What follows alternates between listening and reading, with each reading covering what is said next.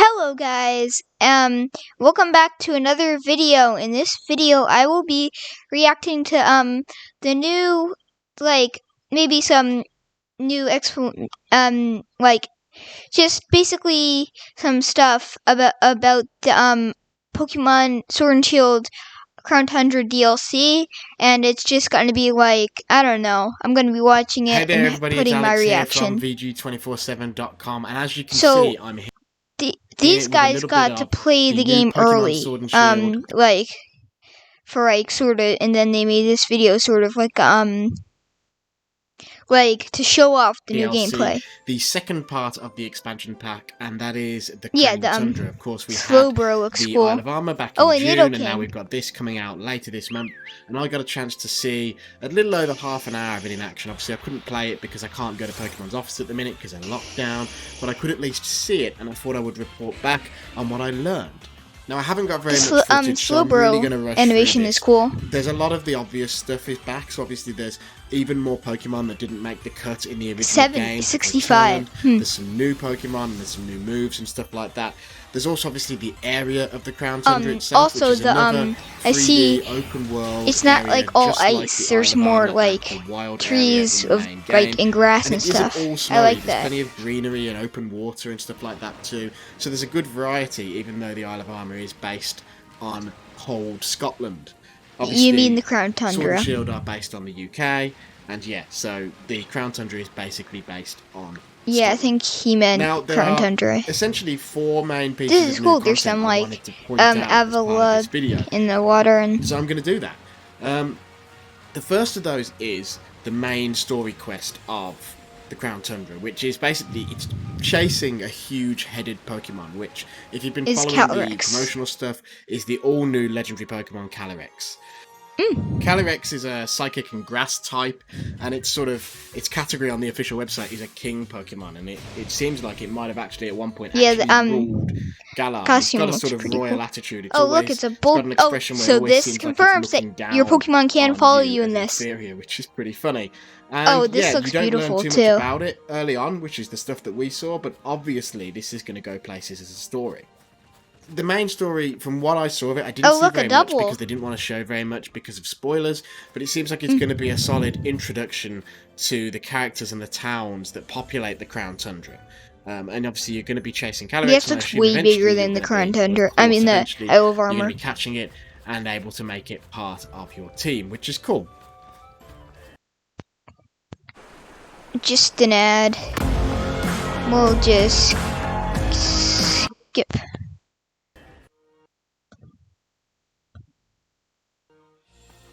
The second part is something that, if you're a fan of the earlier generations of Pokemon, is particularly exciting, and that is the legendary tree of a legendary tree, which is basically the legendary birds, the trio of birds from the original Pokemon game. Okay, so there's going to be four different quests. This will be the first one. In new forms, so they're back in Galarian forms. So these are legendary Pokemon with region exclusive forms, which is awesome.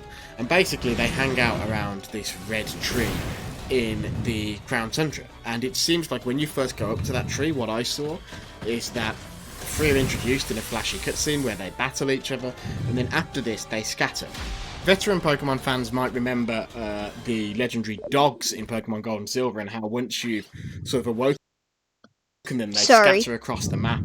And this is really cool. This seems like it's going to be a pretty similar situation where you'll be able to, try and find out where they've gone to, and then when you do, you'll be able to go and catch them. So again, that's a pretty cool throwback too. The next feature I want to talk about is Pokemon Dens in a little mode called Dynamax Adventures. And this is basically I think we know what this is. Some of the most in-depth pieces of endgame content you're going to find in Sword and Shield. And they basically offer you the chance to catch powerful legendary Pokemon that haven't been seen in the Galar region yet, although you can only catch each legendary once, so you can't endlessly farm them. That's sort of similar rules we knew that already. To the wormholes in Pokemon Ultra Sun and Moon. Now, the exact rules and parameters of these raids are pretty in-depth, so we've put together a separate guide on that over on VG247.com. So hit up the website, I'll pop a link in the description, you can read all about how these work.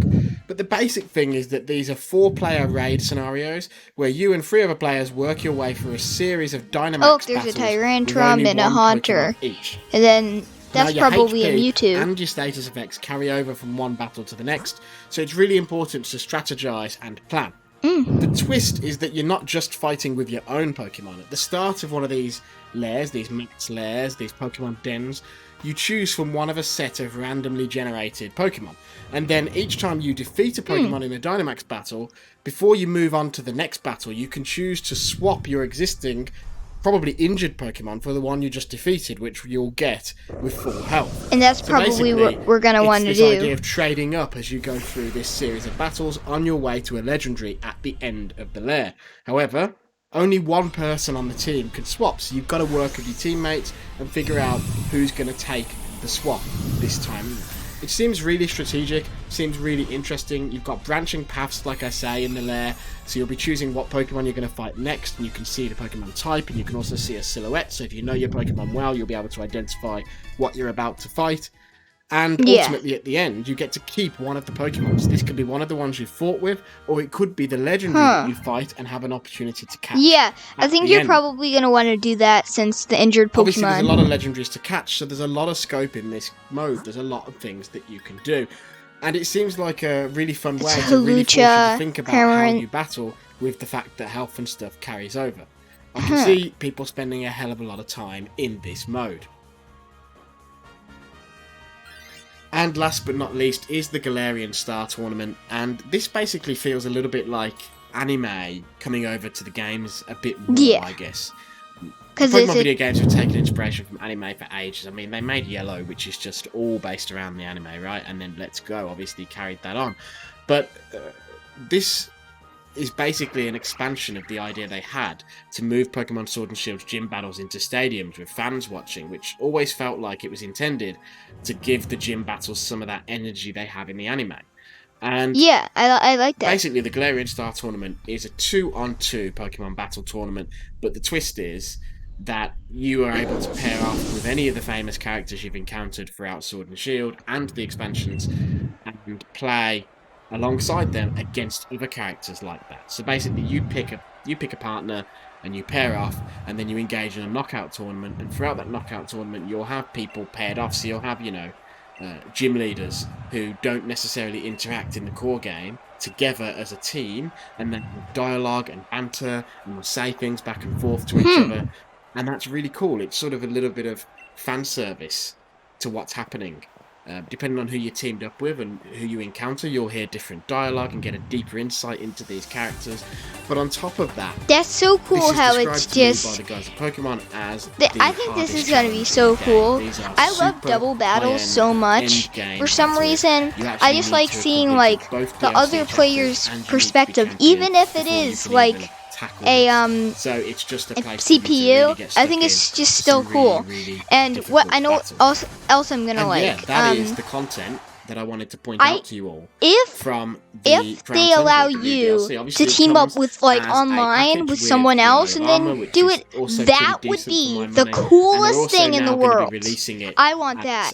A single pack, so you can actually go to the store.